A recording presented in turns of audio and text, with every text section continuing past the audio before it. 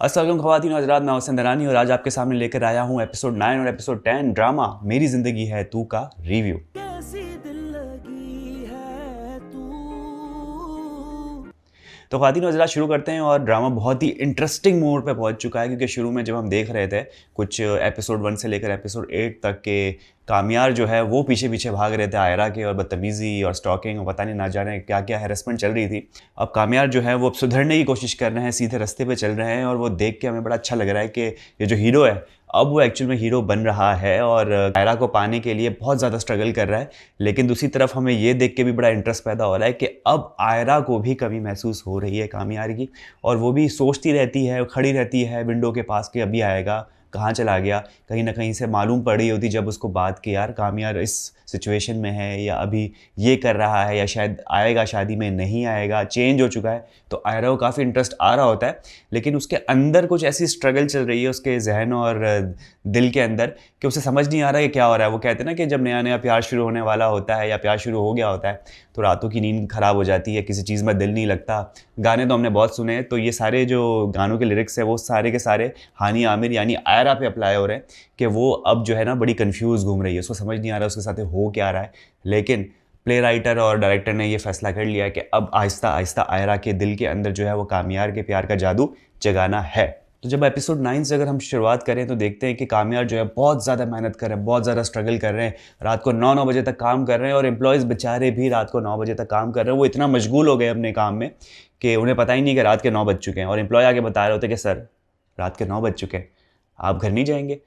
तो यार पहली बात तो ये कि ऐसे एम्प्लॉयज़ जो है वो अल्लाह ताला हमें भी अता फ़रमाए क्योंकि हमारे यहाँ पर तो इस टाइप के एम्प्लॉय नहीं होते कि जो 9-9 बजे तक काम करें। उनका तो सीन ये होता है क्योंकि आजकल जो जेन ज़ी का ज़माना आया हुआ है वो कहते हैं भाई 9 to 5 5 बजेंगे, 5 बजने में जो है 5 मिनट कम होंगे, हम बैग पैक करेंगे निकल जाएंगे, no late sitting, no extra work. तो वर्क लाइफ बैलेंस जो है वो जेन ज़ी काफ़ी ज़्यादा ध्यान रखते हैं। ये एम्प्लॉयज़ कौन से मिलेनियर्स है, बेबी बूमर्स हैं, लेकिन यंग ही लग रहे थे वो तो खैर। तो वो 9-9 बजे तक रुक रहे तो बड़ी बात है यार। और कौन सा जो एम्प्लॉय होता है वो बॉस से पूछता है कि सर आप नहीं जाएंगे? भाई बॉस तो बॉस है, उनसे कौन पूछेगा, आप अपना देखो कि भाई 9 बज चुके हैं, मुझे अपने घर जाना है। लेकिन ये एम्प्लॉयज़ जो है ना जो दिखाए ड्रामे के अंदर, वाह भाई वाह, मानने पड़ेंगे। ऐसे एम्प्लॉयज़ जो है ना वो हमें भी ला के दें ताकि हम भी उनसे गधा मजदूरी करवाते रहें और उनसे जो एक्स्ट्रा काम करवाएं और सैलरी वही दें। क्योंकि आजकल मसला बड़ा चला हुआ है, लिंक्डइन खोल के देखें तो हर कोई ये रो रहा है कि भाई वर्क लाइफ बैलेंस खत्म हो गई है। तो यहाँ पर भी हमने यही देखा। बाकी दूसरी तरफ देखते हैं तो कामयार के जो वालिद साहब हैं वो अभी भी थोड़े से गुस्से में हैं और उनको ये लगता है कि यार ये लड़का जो है वो हाथ से निकल गया, जो डिसीजन लेगा वो फालतू के डिसीजन लेगा और उसमें कोई भी सर पैर नहीं होगा। तो वही दादी से कह रहे थे, खुला सांड तुमने छोड़ दिया है मेरे ऊपर कि पता नहीं कौन कौन से डिसीजन ले रहा होता है, कौन कौन से फैसले कर रहा होता है, जल्दी ऑफिस पहुंच जाता है, मुझे भी पहुंचना पड़ता है। खैर फादर के लिए ये समझ ले कि एक बिल्कुल ही न्यू चीज़ है क्योंकि फादर यही देखते थे कि हर 6 महीने में जो है वो कामयार आता था, रेनोवेशन करवाता था और फिर फुस हो जाता था। लेकिन इस बार का जो कामयार आया वो बड़ा स्ट्रॉन्ग आया और विज मोटिवेशन, डिवोशन और एक विजन के साथ आया हुआ कि भाई उसने अपने आप को चेंज करना है और कुछ बड़ा करना है उसने। तो वो दादी को कह रहे थे खुला सांड तुमने छोड़ दिया है। ये जो दादी और कामयार के बीच में जो बॉन्ड है ना वो भी हमें बहुत कम देखने को मिलता है दादी और पोते के दरमियान, जो कि बहुत ही इंटरेस्टिंग सा, बहुत ही फन लविंग सा ये एक बॉन्ड है, क्यूट सा बॉन्ड है। और उस पर फिर कामयार का दादी से कहता है कि दादी क्या मैं खुला सांड हूँ। तो ये मस्ती मजाक जो है ना ये इस रिश्ते को बहुत ही ख़ास बनाता है। दूसरी तरफ हम देखें तो आयरा को बहुत सारे उसके इर्द गिर्द जो लोग हैं ना वो इस बात पे मजबूर कर रहे हैं या इस बात को एम्फसाइज़ कर रहे हैं कि कामयार जो था वही तुम्हारे लिए ठीक था, अब तुम्हारी जो लाइफ है वो बहुत ही सादी सी हो गई है और तुम जो हो वो फिर से कुछ सोचो। डायरेक्टली तो कोई नहीं कह रहा लेकिन घुमा फिरा के बात यही हो रही है कि भाई पहले तो क्या लाइफ तुम्हारी हैपनिंग लाइफ हुआ करती थी। जिस तरह से आयरा की जो दोस्त है नेविन, उसने भी यही कहा कि यार तुम्हारी तो लाइफ बड़ी हैपनिंग हुआ करती थी, अब नहीं है तुम्हारी। और इवन जो आयरा की बहन है फलक, वो भी कभी ना कभी बात कर रही होती कि यार वो शादी में आने वाला है, वो नहीं आने वाला, वो चेंज हो गया है, उसने हमारी जो है वो बिगड़ी बात बना दी थी, अब मुझे लगता है कि वो बुनसान बुढ़ानी है। तो इस टाइप की जो अल्फाज जो है ना, कीवर्ड्स जो आयरा के जहन में जा रहे हैं वो मोहब्बत फिर से पैदा कर रहे हैं और वो एक अच्छा एक जगह दे रहे हैं आयरा को, कामयार को आयरा के दिल के अंदर। बाकी आगे देखते हैं तो बहुत ही इंटरेस्टिंग सा हमने एक सीन देखा जिसमें फलक और जो हमारे डम्बो भाई हैं जिनके बड़े बड़े कान हैं, इश्तियाक भाई, उनके दरमियान हमने देखा कि उनकी जो है वो शॉपिंग चल रही है, एंगेजमेंट दोनों की हो चुकी है, और जो एंगेजमेंट पीरियड होता है बड़ा ही खूबसूरत होता है, और लड़का और लड़की जो होते हैं कपल, वो आपस में बड़ी मौज मस्ती करते हैं, आउटिंग चल रही होती है, खाना पीना चल रहा होता है, शॉपिंग कर रही होते हैं। और यही चीज़ हमने देखी कि उन्होंने अपना डे जो है ना बहुत अच्छी तरीके से स्पेंड किया। मुझे तो अपने एंगेजमेंट के दिन याद आ गया कि मैं भी इसी तरीके से एवरी संडे जो है वो नीलोफर को लेके जाया करता था लंच पे या फिर डिनर पे, और हमारी शादी की शॉपिंग इस तरह से चल रही होती थी। लेकिन हम डॉलमेन मॉल नहीं गए, सिंदबाद नहीं गए, मेरे ख्याल से सिंदबाद या बाउंस गए थे, कहाँ गए थे कमेंट में ज़रूर बताइएगा कि वो किस जगह पे गए थे। मेरे ख्याल से ये डॉजिंग कार वगैरह तो डॉलमेन में, तो वहाँ काफ़ी ज़्यादा इन्होंने इन्जॉय किया है, और ये देख के बड़ी खुशी हो रही थी।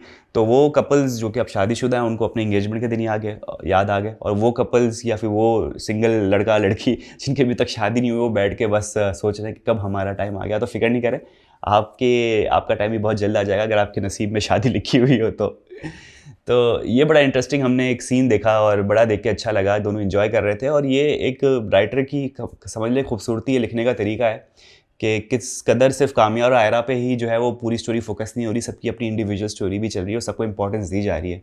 मतलब इश्तियाक का एक साइड कैरेक्टर है और फलक का एक साइड कैरेक्टर है, लेकिन उसको भी जब ये लोग इंपॉर्टेंस देते हैं, जब राइटर इंपॉर्टेंस देता है, जब डायरेक्टर दिखाता है, तो इस तरह से दिखाता है कि ये भी एक किरदार है और इनकी भी स्टोरी एक ज़िंदगी की चल रही है। तो ये देख के काफ़ी हमें अच्छा लगा। कुछ चीज़ें जो थी वो मैंने काफ़ी नोटिस की जब इनकी आउटिंग चल रही थी और ये खुश हो रहे थे, घूम फिर रहे थे, तो वहाँ पर मेरे ख्याल से टिकट बूथ पे ये लोग गए थे, और वहाँ पर मेरी अचानक से एक नज़र पड़ी, वहाँ पर एक छोटा सा एक नोट लगा हुआ था कि Meezan bank and Faysal bank debit card या कार्ड्स आर नॉट एक्सेप्टेड। भाई बेइज्जती करवा दी ना, मतलब ड्रामे इतने 5-6 मिलियन लोग देख रहे होते हैं, और उन्होंने ये देख लिया कि भाई अगर आपने इस जगह पे कोई ना कोई एक्टिविटी करने जाना है तो वहाँ पर आपके मीज़ान के और फैसल बैंक के कार्ड्स नहीं चलेंगे। तो ये चीज़ तो ब्लर कर देते, या फिर खुन्नस थी डायरेक्टर की या फिर राइटर की कि भाई ये तो मेरा भी कार्ड चलता नहीं, तो चलो इसको तो बदनाम करते हैं। तो ये चीज़ें तो हटा दिया करो यार। और इसी के साथ साथ जो इनका इख्तिताम होता है, जब ये लोग एंड करते हैं अपनी जो आउटिंग को, वो क्लिफ्टन ब्रिज के ऊपर बैठ जाते हैं। भाई कराची में इतनी अच्छी अच्छी जगहें हैं जहाँ पर आप बैठ के जो है वो प्राइवेटली गुफ्तगू कर सकते हैं, बड़ी सीनिक जगहें। आप क्लिफ्टन ब्रिज के ऊपर जाकर बैठ गए, और वो जगह है जहाँ पर कोई बैठता नहीं है, आपको आते जाते जो है वो अजीब किस्म के लोग जाते हुए नज़र आ रहे होते हैं, जो कि 2-3 लोग गुजरे भी मुझे लग रहा था क्रू के ही होंगे, क्योंकि वरना कोई आपको ताड़े नहीं और देखते हुए ना आ जाए कि भाई ये कौन पागल है जो क्लिफ्टन ब्रिज के ऊपर बैठा हुआ है। तो ऐसा पॉसिबल नहीं है। आप जो है वो इमार चले जाते हैं, वहाँ पर सी साइड पर बड़ा अच्छा उन्होंने एक पाथ लगाया हुआ है, वहाँ जाकर बैठते, बड़ा अच्छा सीनिक लुक आता है। शायद लाइट्स का इशू होता, लेकिन क्लिफ्टन ब्रिज कौन बैठता है, और सिक्योरिटी कंसर्न्स भी इतने हैं कि भाई आप बैठो, एक बाइक आई सब कुछ लेके चली गई, तो ये रियलिस्टिक थोड़ा लग नहीं रहा था कि भाई क्लिफ्टन ब्रिज पे बैठ के कोई अपनी डेट नहीं लगाता। आपके पास बहुत अच्छी अच्छी जगह है कराची में, वहाँ बैठे, ट्रैफिक का धुआं, मिट्टी, पाँव पाँव, ये गुजर रहा है, वो गुजर रहा है, तो भाई डायरेक्टर साहब अच्छी जगह है, वहाँ प्लीज़ बैठ के इन दोनों की जो है वो गुफ्तगू को कंटिन्यू किया जाए, क्लिफ्टन ब्रिज से परहेज़ किया जाए, बहुत अच्छी जगहें हैं हमारे पास। बाकी हम देखते हैं स्टोरी आगे बढ़ती है, तो इश्तियाक की बड़ी अच्छी बॉन्डिंग हो चुकी है कामियार के साथ, एक ब्रोमांस चल रहा है ना, कि क्योंकि इश्तियाक ने ये चीज़ देख ली है कि अभी जो इसकी शादी हो रही है, जो एंगेजमेंट हुई है, इसमें सबसे बड़ा जो किरदार है वो कामियार का है, लेकिन देखा जाए तो कामियार ही था जिसकी वजह से आपकी शादी टूटी थी। तो मेरे ख्याल से बैलेंस आउट हो चुका है कि एक बंदे ने चीज़ बिगाड़ी और उसी बंदे ने चीज़ सही कर दी, तो यू आर इवन नाउ। तो अब इतनी क्या मोहब्बत हो गई इश्तियाक से, इतनी क्या दोस्ती हो गई, और आप जानते भी हो कि चीज़ वो बिगाड़ भी सकता है वापस, तो उसको इनवाइट करना ये थोड़ी सी सेंस बन नहीं रही थी। और इतने कम वक्त में इतनी अच्छी दोस्ती हो जाना, और इतना जो है वो भरोसा कर लेना, ट्रस्ट कर लेना कि कामियार जब भी आए उसकी गाड़ी में बैठे और आप वो कहीं भी ले जाए आपको मशवरे के लिए और आप पहुँच जाओ। तो ये थोड़े से वीक पॉइंट थे कि इतनी ज़्यादा दोस्तियाँ होनी नहीं चाहिए, या फिर कामियार ने कुछ ज़्यादा ही आप पे एहसान किए हों, सिर्फ शादी के ही नहीं। चलो अब्बू को भी आपके जो है वो लगवा दिया एक बड़ी पोस्ट पे, लेकिन ये तो फिर एहसान चुकाने वाली बात हो गई, ये तो एक्चुअल में आपका दोस्ती वाला बॉन्ड नज़र नहीं आ रहा। लेकिन आपने दिखाया इस तरीके से राइटर ने, डायरेक्टर ने, कि भाई भाई हो गए ना दोनों, तो ये चीज़ देखने में एकदम इतनी जल्दी जो है ना वो हज़म नहीं होती। बाकी हम देखते हैं कि इश्तियाक भी आयरा से बात करता है कामियार के हवाले से कि वो चेंज हो चुका है या उस पर तब्दीली आ चुकी है। मेरे ख्याल से फिर इश्तियाक का इस वक्त जो है वो इतने सेंसिटिव लम्हे में, सेंसिटिव वक्त में, जब आपकी सिर्फ इंगेजमेंट हुई है और अभी जो है वो इतना सब कुछ हो चुका है, कामियार के साथ, आयरा के साथ, घर वाले नफ़रत करते हैं कामियार से, और आप उसको ये बताओ कि वो चेंज हो चुकी है, आप अपने लिए मुसीबत क्रिएट कर सकते हो, क्योंकि अभी भी आप मंगनी वाले पीरियड में हो, ना कि शादी वाले पीरियड में, तो अभी भी कच्चा बॉन्ड है आपका। लेकिन इश्तियाक भाई पता नहीं क्यों उनके अंदर एक क्यूपिड जागा हुआ है कि मैं इन दोनों बिछड़े हुए प्रेमियों को मिलाऊं, जबकि प्रेम जो है वो एक ही साइड से है, कामियार की साइड से, आयरा की साइड से तो अभी जागा भी नहीं है। तो ये देख के थोड़ा सा लग रहा था कि कैसे कोई एक साइड कैरेक्टर एक मेन कैरेक्टर के लिए कितना ही कुछ कर सकता है। तो ये थोड़ा सा वीक पॉइंट मुझे लग रहा था स्टोरी के अंदर। बाकी आगे हम देखते हैं कि कामयार की बर्थडे पार्टी भी बनाई जाती है। उसके जो सारे छटे हुए और सारे लफंगे आवारा दोस्त हैं, जो सारे एलीट क्लास के लड़के हैं और लड़कियां हैं, वो आती है और कामयार को जो है वो बर्थडे सरप्राइज़ देते हैं। लेकिन कामयार जो अब सुधर चुका है, वो पार्टीज़ में बिलीव नहीं करता। लेकिन वहाँ से उसको ताने भी मिलते हैं कि आयरा जो है वो एक बी ग्रेड गर्ल है जो कि तुम्हें पपेट की तरह चला रही है। उससे बहुत गुस्सा तो बहुत आता है, लेकिन उसने गुस्से में काबू कर लिया, ये बड़ी अच्छी चीज़ है। चेंज हो गया है ना कामयार, एक तो काम पे लग गया है, गुस्से पे काबू है, सोच समझ के बोलता है, फालतू चीज़ों से दूर रहता है, तो एक अच्छी चीज़ है। और उसके कैरेक्टर के हिसाब से बिल्कुल ठीक बैठ रही थी कि भाई ये तो लफंगे दोस्त हैं, इनका तो कोई फ्यूचर नहीं है, बाप के पैसों पे पल रहे हैं, लेकिन मैंने कुछ करना है, मैंने कुछ अपने बलबूते पे करना है, तो इन लोगों को जो है वो मैंने घास नहीं डालनी। तो बिल्कुल सही किया कामयार ने, और ये देख के लग रहा था कि हाँ यार प्रॉपर कैरेक्टर जो है डेवलपमेंट हो रही है कामयार की इस वक्त। बाकी मुझे ये समझ में नहीं आती कि ये कौन सी यूनिवर्सिटी है। ये मेरे ख्याल से सलीम हबीब यूनिवर्सिटी है जहाँ पर आयरा जो है वो अपना मेडिसिन पढ़ रही है। लेकिन मेरे ख्याल से सलीम हबीब यूनिवर्सिटी में तो मेडिसिन नहीं पढ़ाया जाता, शायद मेरे ख्याल से बेसिक मेडिकल साइंस पढ़ा रहे हैं, तो शायद बेसिक मेडिकल साइंस की। लेकिन आयरा ने तो बोला भी था कि डॉक्टर बन रहे हैं हम लोग और इस तरीके से। तो आई डोंट नो MBBS वहाँ पर है प्रोग्राम नहीं है। लेकिन ये कौन सी यूनिवर्सिटी है, सलीम हबीब यूनिवर्सिटी, जहाँ पर कोई भी मुंह उठा के एंटर हो जाता है, कोई सिक्योरिटी नहीं है। फिर से जो है वो फारिया पहुँच गई हानिया से लड़ने के लिए कि क्यों तुम उसके पीछे पड़ी हो, क्यों तुमने उसको चेंज कर दिया, क्यों अपने काबू में कर दिया। तो भाई कहाँ है सिक्योरिटी, कोई भी मुंह उठा के कभी भी घुस जाता है, और उसे पता भी है कि इस वक्त जो है वो आमने सामने जब भी आप एंटर हो के आयरा भी आपको मिल जाएगी। तो ये क्यों हो रहा है।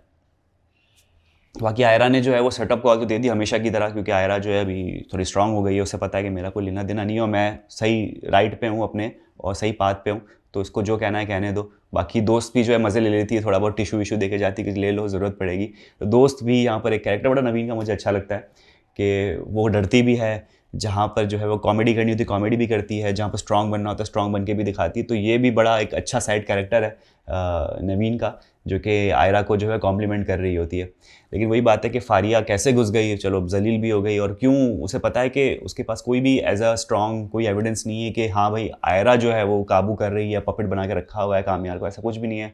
लेकिन अब डायरेक्टर ने जलील करने लिखा हुआ है तो वो जलील होने आ जाती है वहाँ पर। और उन्हीं की गुफ्तगू में मुझे कहीं ना कहीं लगता है कि शायद आयरा फ्यूचर में आगे किसी एपिसोड में जेल ज़रूर जाएगी, क्योंकि जेल की धमकी दी कि मैं जेल करवा दूंगी तुमको, और बड़ा इजी है उसके लिए जेल करवाना, क्योंकि जो फारिया के वालिद साहब है शगुन अब्बासी, जिन्होंने कैरेक्टर निभाया उनके वालिद का, वो तो पुलिस की एक बड़ी पोस्ट पे, तो कोई ना कोई 2 नंबर केस में बड़े आसानी से आयरा को अंदर डाला जा सकता है। और धमकी बिल्कुल वैलिड थी जो उसने दी थी। शायद फ्यूचर में हम देखें कि शायद अगर कामयार और आयरा की शादी होने वाली हो और अचानक से जो आयरा को जेल करवा दी जाए, तो ये भी एक्सपेक्टेड हो सकता है, लेकिन नेवर नो कि क्या होता है आगे। बाकी आगे स्टोरी बढ़ती है तो हम देखते हैं कि इश्तियाक और फलक की जो है वो प्रॉपर इंगेजमेंट होती है, और उस पर हम एक्सपेक्ट कर रहे होते हैं कि क्योंकि कामयार को इनवाइट किया गया कि शायद कामयार जो है वो एंट्री मार दे, और सबको यही लग रहा होता है।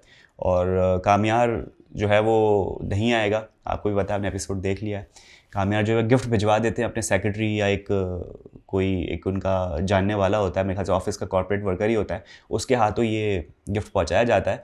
तो मेरी गुजारिश है डायरेक्टर से कि इतने बड़े इंडस्ट्री का मालिक, इतनी बिजनेस है, उसका सेक्रेटरी जो है वो पता नहीं किस हिसाब से बोल रहा था कि ये बॉस ने भिजवाया है, इसको ले लें, इसको ये कर लें, मैं अभी जल्दी में हूँ, मुझे 6 बजे मीटिंग है। तो सेक्रेटरी तो थोड़ा ढंग का प्रेजेंटेबल हो, वो लग रहा था कि कोई आपने अपना ड्राइवर जो है उसको कोट शोट पहना के जो है वो बना दिया कि इनका सेक्रेटरी है।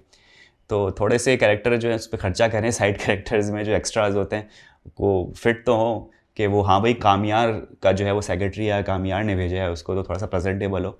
देख के हंसी आ रही थी, कौन कौन उठा के ले आए हो भाई, मतलब क्यों ऐसा ये बोल रहा है बंदा।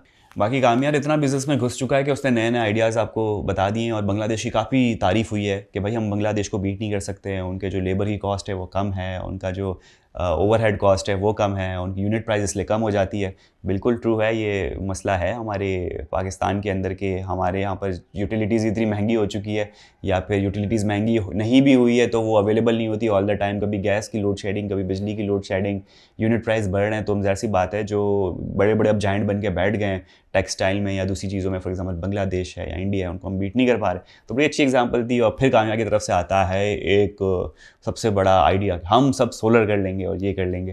तो आइडियाज़ अच्छे हैं, और बाप जो हैं वो उनके कामयाब के जो वालिद साहब है वो बड़े ही पहले तो कहते कि यार ये क्या आइडिया दे रहा है, लेकिन बाद में उसको रियलाइज़ होता है कि नहीं यार अब ये बच्चा हमारा ट्रैक में आ गया है। तो वालिद साहब और कामयार की जो बॉन्डिंग है वो अच्छी होने वाली है, क्योंकि ट्रस्ट बहाल हो गया बाप का। वो कह रहा है कि अब मेरा बेटा सुधर गया है और डिसीजन भी अच्छे ले रहा है। तो ये देख के हमें अच्छा लगा कि बाप और जो बेटे के दरमियान हमेशा से एक फड्डा लगा हुआ होता था और वो उसको हेट कर रहा होता था कि भाई कौन मेरे सर पे खुला सांड छोड़ दिया है। अब ये खुला सांड नहीं है, अब ये प्रॉपर मैन है जो अच्छे डिसीजन ले रहा है। तो वालिद साहब जो हैं वो अब वो शाबाशी देते हैं। तो ये देख के हमें बड़ा अच्छा लगता है बाप और बेटे का बॉन्ड कि हाँ यार इन दोनों के दरमियान चीज़ें सॉर्ट होना शुरू हो गई है। आगे एपिसोड में बढ़ते हैं तो कामयार कुछ और स्ट्रॉन्ग डिसीजन ले रहा है। भाई अपना साइबर ट्रक भेज दिया। अब बहुत सारे लोग कमेंट कर रहे होते हैं भाई साइबर ट्रक की वजह से तो हम ड्रामा देखना शुरू कर दिया, तुमने वही भेज दिया। बेचने की वजह या ऑस्टेरिटी ड्राइव जो पूरी कामयार चला रहे हैं कि भाई मैं जो हूँ मुझ पे ये जेब नहीं देता कि मैं इतनी महंगी ट्रक रखूँ जहाँ पर 40% बच्चे मेल न्यूट्रिशन हो। तो ये इसके अंदर एक जो है ना वो ये भी जाग रहा है कि यार मैं शायद बहुत फजूल खर्ची कर रहा हूँ, बेजा मैं जो हूँ चीज़ें ख़रीद रहा हूँ जिसकी मुझे ज़रूरत नहीं है, मटेरियलिस्टिक बहुत हो रहा हूँ। और लोगों की हेल्प करना, एनजीओ की तरफ के बारे में सोचना, वो इंसानियत की तरफ ज़्यादा जा रहा है बनिस्बत मटीरियलिज़म की तरफ। तो ये देख के भी अच्छा लग रहा है। लेकिन सिर्फ साइबर ट्रक बेचने से कुछ नहीं होगा। आप अभी भी फराडो में घूम रहे हो, आपकी लाइफस्टाइल अभी भी लैविश ही है। तो हर जगह पे जो है वो आपको कट डाउन करना होगा ये दिखाने के लिए कामयार कि हाँ भाई आप जो है और चैरिटी ड्राइव को जो है वो लेके चल रहे हो। तो वो दिखाने की और ज़रूरत है कि अब जो है वो दूसरी चीज़ों पे भी ये कट डाउन कर रहा है, ना कि एक साइबर ट्रक आपने बेच दी। बाकी एक सीन जो था वो बहुत अच्छा बनाया जा सकता था, लेकिन उस पर इतनी मिस्टेक जो यूनियन लीडर से कामयार लड़ने चले जाते हैं, बात करने चले जाते हैं कि यूनियन लीडर जो है वो बीच में टांग अड़ाता है और अभी जो उनको नया ऑर्डर मिला है उसकी यूनिट्स आपको बनाने हैं टाइम पे, उसको डिलीवर करना है। तो कैसे होगा जब तक आपकी टीम आपके साथ ना होगी, आपकी लेबर आपके साथ ना होगी। तो मैं एक्सपेक्ट कर रहा था कि वहाँ कोई फाइट सीक्वेंस कोई अच्छा सा कुछ होगा या फिर कोई ऐसी बात होगी जिस पे हमें लगे हाँ यार ये कोई सीन था। लेकिन मिस्टेक्स बहुत थी कि लेकिन ये हम कभी नहीं देखते कि भाई एक चेयरमैन कंपनी का मतलब वो जाके लेबर लेवल पे जाके बात कर रहा हो कि भाई आपने जो है मेरा साथ देना है, आपसे मेरी बात सुननी है।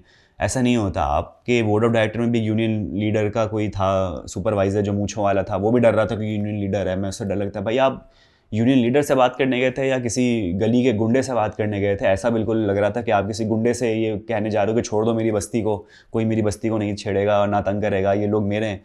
वो चीज़ बैठ नहीं रही थी। और आप इतने बड़े इंडस्ट्रियलिस्ट हो, आपका दिखाया जाता है कि आपके पीछे पूरा कॉन्वॉय आ रहा होता है, आपके पीछे पूरा जो है वो गार्ड्स आ रहे होते हैं। वो आज कहाँ थे सारे गार्ड्स? सेक्रेटरी था सूट में जिसने जब आपकी गिरबान में हाथ डाला गया तो उसने बस दूसरे बंदे का कंधे पे हाथ रख के उसको पीछे किया या धकेला। तो ये बहुत ही ऑफ सीन था, बहुत सारी चीज़ें मैच नहीं हो रही थी। हाँ आपका दिखाना था कि आप बहुत बड़े जो हो वो तोप चीज़ हो, आप चेयरमैन हो, लेकिन बहुत दूसरी चीज़ें भी हो सकती थी। या तो प्रॉपर आप फाइट सीक्वेंस दिखाते कि हाँ भैया आप अपने गार्ड्स को रोकते, बोलते अब मैं लड़ूंगा, मैं दिखाता हूँ मेरे में कितनी जान है। ना फाइट सीक्वेंस था। फिर जो था मुझे लगा शायद आप जाके लेबर पे कोई अच्छा सा कोई एक स्ट्रॉन्ग लेक्चर दोगे कि हमें मिलके काम करना होगा, वो लेक्चर भी नहीं दिया आपने कुछ। और दूसरी तरफ जो है बस रफा दफ़ा कर दिया और पीछे लोग पता नहीं क्या किस तरीके से एक्स्ट्राज लोग नज़र आ रहे थे। उस पर भी काफ़ी मीम्स बनी है कि बिलाल का ये ख़त्म होता है लेक्चर और कुछ लोग खुजाते हुए निकल जाते हैं। तो ये भी बड़े मीम्स चल रहे थे इंटरनेट पे। तो ये बहुत स्ट्रॉन्ग सीन बन सकता था, लेकिन एकदम से शुरू हुआ और एकदम से ख़त्म हुआ। हमने बोला ये क्या हुआ? तो बस आप समझ लें कि पीछे जो है वो बहुत ही बहादुरी दिखाई है। कामयार ने एक दो किक मार दी थी यूनियन लीडर को कि बस आप समझ लें फाइट हो चुकी है। जबकि हम देखना चाह रहे थे कि यार थोड़ा सा फाइट सीक्वेंस, एक्शन सीक्वेंस होता तो देखने मज़ा भी आता। तो वो चीज़ हमें देखने को नहीं मिली। बाकी एक मेरा जो है वो सवाल फिर से कास्टिंग डायरेक्टर से है कि भाई जब इतना खर्चा हो गया है मालिक, तो थोड़े और अच्छे ढंग के लोग आप जो है हायर कर ले जिनको बोलने का तरीका आता हो, जो लगे कि हाँ कामयार की टीम के अंडर में काम करते हैं, पढ़े लिखे लोग हैं। जिस तरह सेक्रेटरी का मैंने आइडेंटिफाई किया, इसी तरह से इश्तियाक जब ऑफिस जाते हैं वेडिंग के लिए इन्वाइट करने के लिए तब रिसेप्शनिस्ट से बात करते हैं। तो रिसेप्शनिस्ट का भी बोलने का जो तरीका था वो मैं चाह रहा था कि थोड़ी सी अच्छी बंदी जो है वो बोलने का तरीका हो। वो भी रिसेप्शनिस्ट नहीं लग रही थी, वो लग रहा था कि अभी इतनी ग्रूम नहीं है। तो कम से कम लोग बोलने वाले तो अच्छे हायर करो, अगर नहीं कर पा रहे सिर्फ फेस आपने दिखाना है तो वो डब करवा लो। रिसेप्शनिस्ट नहीं लग रही थी और वो उसका सेक्रेटरी नहीं लग रहा था। तो यहाँ पर बहुत ज़्यादा काम करने की ज़रूरत है। आगे हम देखते देखते आयरा को इतनी ज़्यादा कमी महसूस हो रही है कामयार की कि उसको हर जगह पे कामयार नज़र आ रहा है। अब वो पेपर देने बैठी हुई हुआ है, वो आधा पेपर छूट गया क्योंकि आधे पेपर में तो वो ख्यालों में कोई भी थी कि भाई कामयार इर्द गिर्द है, वो उसको देख रहा है, उसकी पेन उठा उठा के उसको दे रहा है। तो ये मोहब्बत का इनिशियल स्टेज है जिसमें वो खो चुकी है और यही दिखाया जा रहा है कि आहिस्ता आहिस्ता उसको भी उसकी कमी महसूस हो रही है कामयार की और दिल में मोहब्बत जाग रही है। यही चीज़ हमने देखी कि एंगेजमेंट वाले दिन भी वो ढूंढ रही थी कि कामयार आता है नहीं आता, उसको गिफ्ट चेक कर रही थी गिफ्ट में क्या है। इसी तरह से जब फलक बात कर रही होती है कि वो आएगा या नहीं आएगा तब वो बहुत इंटरेस्ट से सुन रही होती है। तो वो देखना चाह रही है। एक झलक जो है वो कामयार की आयरा को चाहिए कि वो है कहाँ बंदा जो मेरे पीछे पड़ा होता था। तो अब उसको लग रहा है कि एकदम ज़िंदगी खाली सी हो गई है।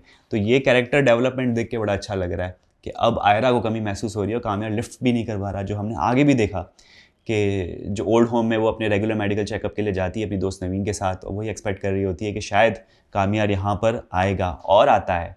और हम पब्लिक यही बड़ी मतलब देर से इंतज़ार कर रहे होते हैं कि कामियार का रिएक्शन क्या होगा। हम चाह रहे थे कि इग्नोर करें, और यही हुआ कि कामियार साइड से निकल गया इग्नोर करते हुए। हमें बहुत खुशी हुई कि हाँ, कामियार जो है वो अब एक रास्ते पे सीधे जा रहा है, उसका एक गोल है, और वहाँ पर वो नहीं फिसला ज़रा भी लड़की को देखे कि हाँ ये मेरा लव इंटरेस्ट है तो मैं जाके बात कर लूँ, कैसी हो, क्या कर रही हो, कर सकता था, लेकिन कामियार सीधा चला गया। तो उसकी पर्सनैलिटी और उसका जो एक समझ लो ऑरा है बिलाल का, वो और ज़्यादा स्ट्रांग हो गया, और आयरा के दिल में भी मोहब्बत और जागी कि हाँ यार अब ये शायद चेंज हो गया क्योंकि अब मेरे पीछे नहीं आ रहा। तो ये शाबाशी दूंगा मैं डायरेक्टर को कि हाँ ये बड़ा अच्छा था कि वो क्रॉस कर जाता है, एक नज़र दोनों की मिलती है, और वो नज़रें ही काफ़ी होती है बहुत कुछ बातें करने के लिए, बहुत कुछ बयान हो जाता है उस नज़रों में, और दोनों को ही जो है वो एक समझ ले रियलिटी चेक मिल जाता है। बिलाल बता देता है कि हाँ भाई मैं अपने रास्ते, तुम अपने रास्ते, और मैं कुछ बन के दिखाऊंगा, और आयरा को भी पता चल जाता है कि हाँ यार ये अब चेंज हो चुका है। जबकि वो मुड़ के भी देखती है तो आपको पता चलती है किसको किससे गर्ज है ज़्यादा। तो आयरा पीछे जब मुड़ के देखना इस बात को बताता है कि हाँ यार आयरा के दिल में कुछ ना कुछ है, और बिलाल सीधा चला जाता है, और इससे जो है वो चीज़ें अब और आगे बढ़ेगी, और हमें जो है वो और इंटरेस्ट आएगा कि आगे एपिसोड में क्या होता है। तो ये था एपिसोड नंबर 9 और 10 का रिव्यू, और बड़ा ही इंटरेस्टिंग होता जा रहा है ड्रामा। और आपकी कोई ऑब्जर्वेशन हो तो कमेंट सेक्शन में ज़रूर बताएं, कोई डिस्कस करना चाह रहे हो, या ऐसी चीज़ जो मैंने मिस कर दी और आपने कहा यार ये सीन बड़ा अच्छा था, इसमें ये हुआ था, या फिर यहाँ पर ये मसला था, या ये मिस्टेक थी, तो ज़रूर कमेंट सेक्शन में बताएं। और ख़वातीन और हज़रात, ये था मेरा आज का रिव्यू। उम्मीद करते हैं आपको पसंद आया होगा। यूट्यूब चैनल लाइक करें, सब्सक्राइब करें, कमेंट करें, अपना बहुत ज़्यादा ख्याल रखें। कल आपसे होगी मुलाकात। अल्लाह हाफिज़।